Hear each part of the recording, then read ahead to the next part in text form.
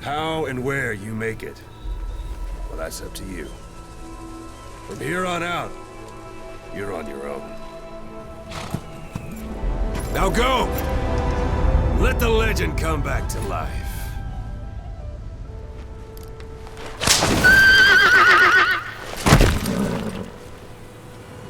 So, Metal Gear Solid, the franchise that skyrocketed Hideo Kojima's career and arguably has the best stealth action gameplay, period. But most importantly, it's a franchise that is very near and dear to a lot of people's hearts, mine included. So I'm gonna go on a bit of a tangent of why this series is so special to me, so buckle up. Or go to this timestamp if you don't give a shit about that.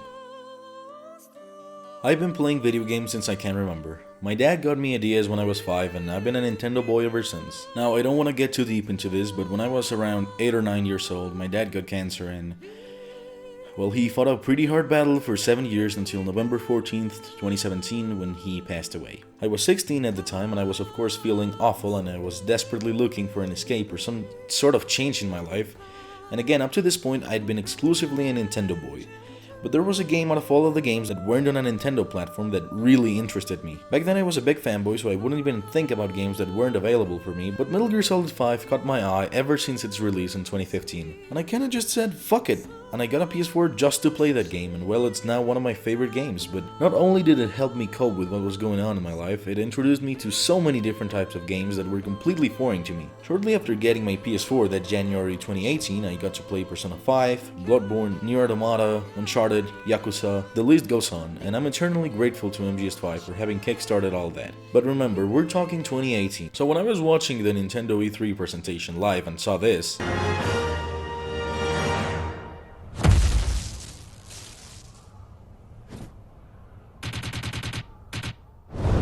I went fucking insane, and I decided to play the rest of the franchise, so I got a PS3 solely for the MGS Legacy Collection, and well, the rest is history. Now, you might be asking yourself, why is this relevant to the video? Well, I wanted you to understand why I'm so attached to the series and why I just can't really look at this game with a very critical eye. Actually, that's not a great way to put it. I mean, I'm very much aware of all of its flaws, but they're not very important to me. I love this game for what it is, and seeing people still misunderstand it to this day is so frustrating to me. And so before getting into it, I'll need you to understand what I'm trying to accomplish with this video. First, a lot of people still think this game is severely unfinished and rushed, and while it definitely has some issues, the game is most definitely not unfinished or rushed. Second, I'm trying to give the final push to the people that are still on the fence about playing it or not. And third, if you've seen my Bloodborne video, I'm pretty much gonna break it down in the same fashion. Now, in case you're not aware of what I meant with the whole unfinished thing, let me fill you in. So basically, the reason why people think this game is unfinished is because the game has 50 missions and there's a cut mission 51 in the game. That's pretty much it. Some ideas like the fact that it's an open world were clearly underdeveloped, but that's more of a small downside to what's overall a very complete game. And you can't even say that the game was rushed because it was cooking for 5 years. Maybe it was overly ambitious and that's why some aspects may look underdeveloped, but it was certainly not rushed. But let's go back to that elusive Mission 51. What was so important in that mission? What was so essential in that mission that without it, the rest of the game would be nullified? Well, a young Liquid Snake, or Eli, escapes from the Diamond Dogs motor base alongside Metal Gear Sahelanthropus and a young Psycho Mantis. And so you gotta chase them down to whatever island they fled to, beat some child soldiers, and then you gotta take down the Sahelanthropus again, and then Snake and company leave thinking that Eli is dead, but yet again Psycho Mantis rescues him, and then Eli says something along the lines of "It's not over yet," and that's how it would end. And so there's absolutely no information in this mission that we couldn't have just deducted ourselves. Remember, the events of MGS5 happened before MGS1, so we already know that both Liquid Snake and Psycho Mantis will be fine, and neither does the Sahelanthropus or Vocal Strain Parasite, that's another plot point, have any presence in the future. So yeah, this mission was kinda unnecessary story-wise, and it would have sucked regardless because child soldiers are probably the weakest enemies in the game, and they're the most boring to fight too, and the boss battle would be either half recycled or just completely recycled. And if you want another explanation of why this mission just wasn't meant to be, there are a lot of fan theories from my understanding that state that the whole Mission 51 was there to leave the player with a phantom pain. And there are also a lot of thematic similarities and even some references between Metal Gear Solid 5 and Moby Dick, like the whole revenge thing, and we know these references are intentional since a lot of the characters even share names. And in case you didn't know, Moby Dick was originally released in England without its epilogue, so it makes even more sense if you factor that in.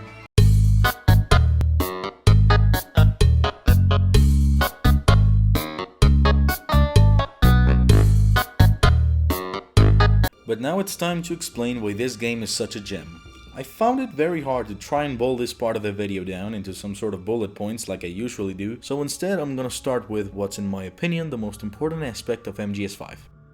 So, replayability. I know it's a very broad aspect with a myriad different interpretations, and I don't think there's a right answer or formula as to what makes a game replayable, since a lot of the aspects that make this game replayable for me are completely missing in some other games that I've also found myself replaying a lot. I've played Persona 5 around 4 times, and each playthrough takes around 100 hours, so I wouldn't really call this game replayable at all, but I just fell in love with the music, the characters, the world, everything. But that's what I've noticed about all the games I usually replay. They all fall into one of two different categories. And to leave it in simple and concise terms, I either replay it because the gameplay is near perfect or because I just fell in love with the story or world of the game. And Metal Gear Solid 5 definitely falls in the gameplay category. As many of you may know, Metal Gear is all about that stealth. You gotta be the sneakiest boy in town. And all of the other Metal Gears had stealth gameplay of course, but MGS5 kinda takes it to another level. It has something that makes almost any scenario infinitely replayable. But let's start with first, Snake's movement.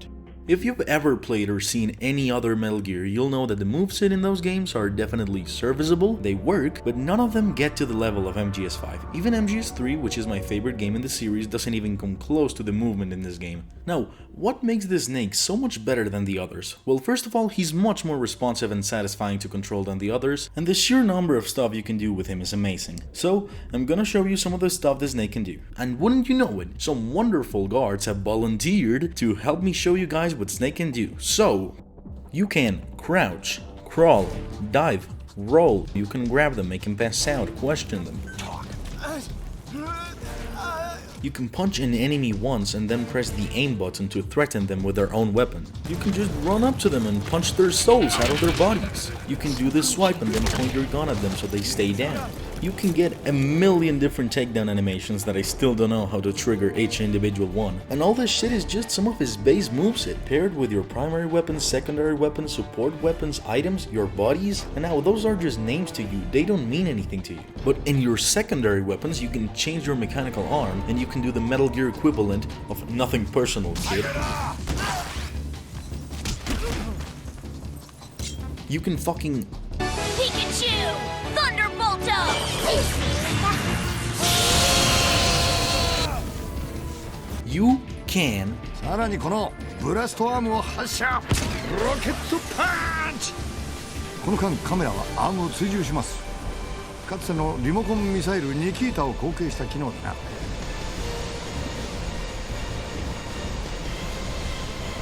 ターゲットを捕捉狙いを慎重に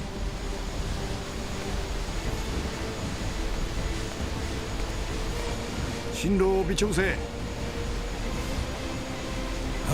And that's just for the prosthetic hand. In the support weapons category, you have these decoys that go, they're pretty good.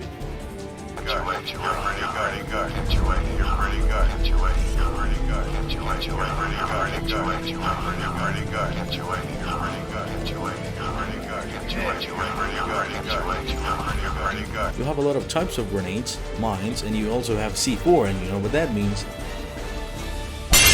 There! And in your items, you have your standard box, which has its own little moveset by the way.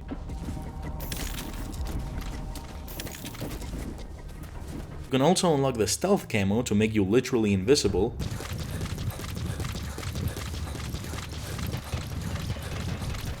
Or my favorite box, which is, well, let me just show you.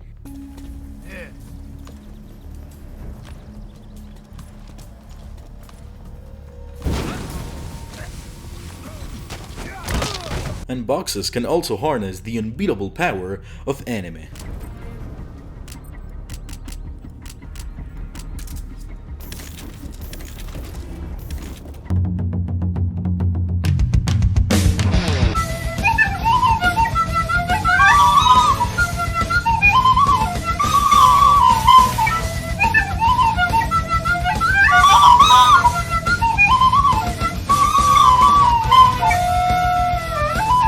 And then, the bodies. You have D-Horse,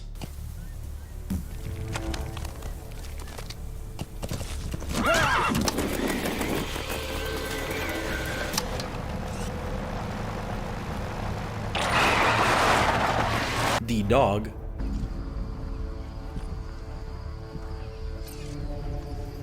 Get him!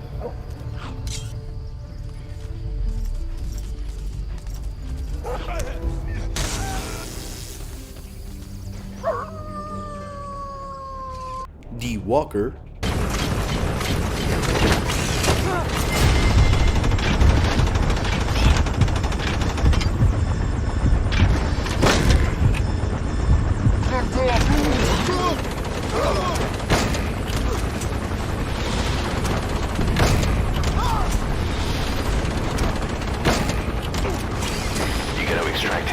And Quiet. But I don't want to keep mentioning thing after thing, so I'm just gonna mention one of the coolest things I found out you can do. If you have Quiet go with you and chuck a grenade at the air, you can make her shoot it towards enemies. If that's not badass, I do not know what is.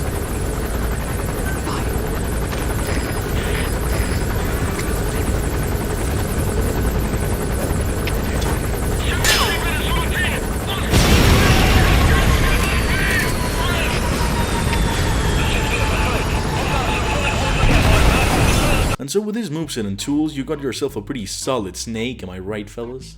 And second, let's talk scenarios. This category is kinda both outpost and guards merged into one, and speaking of the guards, thanks to their placement and their relatively smart AI, they really make you think things through before you make a move. There are millions of different scenarios you can encounter.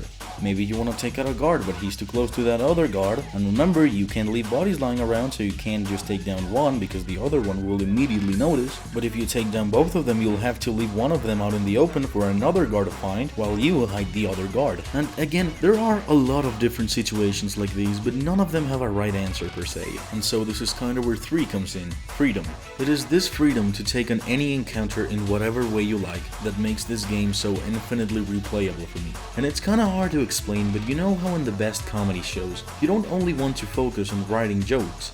They are important, but it's just as essential to write intricate characters and then let them play off of each other. Well, it's kinda like that here, because it's not like the paths you can take are scripted, it's not like the developers intended for you to complete the mission in the exact way you did. No, they didn't make scripted events. They made an engine and missions with an airtight foundation in which all of its different elements play perfectly off of each other, leading to a game in which a single scenario has a myriad different ways of playing out, leaving the player with a very unique sense of freedom. And I haven't even gotten to the stuff you can develop. There is so much stuff you can unlock throughout the game, so many tape recordings for the people who care about the story, so many little Easter eggs and amazing little details that could only be found in a Metal Gear game.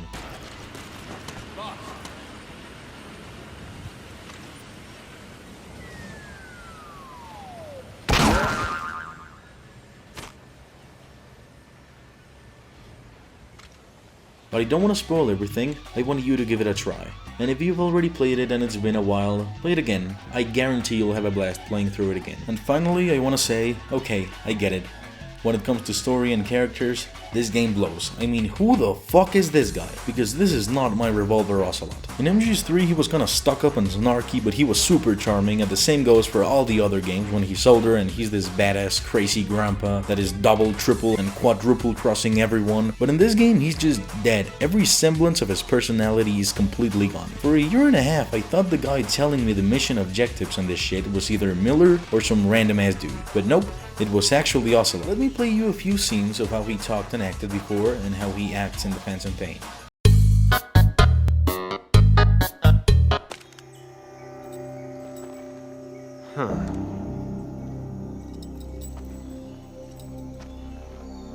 You're not the boss, are you?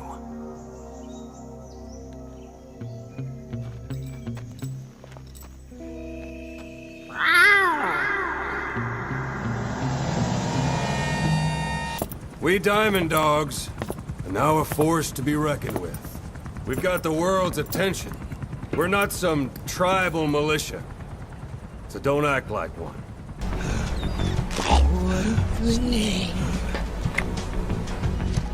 I'm searching for a mountain to